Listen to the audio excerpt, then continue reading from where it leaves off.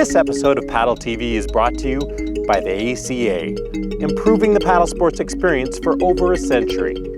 Learn more at americancanoe.org. One of the great things about canoeing is that on a very simple level you can just slip on a life jacket, grab a paddle, and start paddling around without any prior experience. But something that all paddlers should have a good working knowledge of are the general rules of the road when it comes to navigating our waterways, particularly in the high-use areas. The biggest problem for canoers is we move a lot slower than motorized boat traffic, which makes it hard to get out of the way. Canoes can also get rocked about quite aggressively by the wake of powerboats, especially if they pass by too close. This is why it's important to understand how other boats navigate through the waterways, so that as canoers, we can choose a course that minimizes our time spent in the path of bigger and faster boats. This is why taking a safe boating course is a good idea.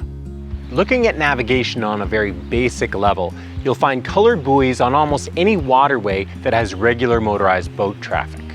The red and green buoys are there to define the main channel and the safest path for powerboats to take.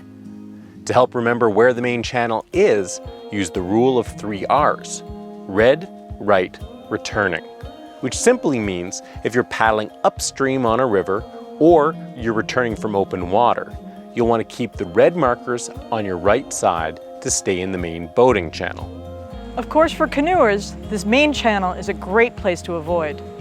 Although you can expect most boat traffic to stay to these main channels, smaller powerboats that can travel in shallower water are a lot less predictable, and so they tend to present the biggest threat to paddlers. And so in general, in high traffic areas, it's a good idea for paddlers to stay close to shore and stay alert for any small powerboats that may operate outside the main channel. If you do need to cross the main channel, it's best to do as quickly as possible, and if you have multiple canoes in one group. One inevitability if you're paddling in a high boat traffic area is dealing with boat wake, and powerboats can kick up some pretty significant waves. The most controlled and stable way to deal with a boat's wake is to move to a more stable kneeling position. Point your canoe directly into the waves and wait for them to pass. Well, I hope you found this video helpful, and if you did and are interested in learning more, please subscribe to our PaddleTV YouTube channel and stay tuned for more tips and tricks.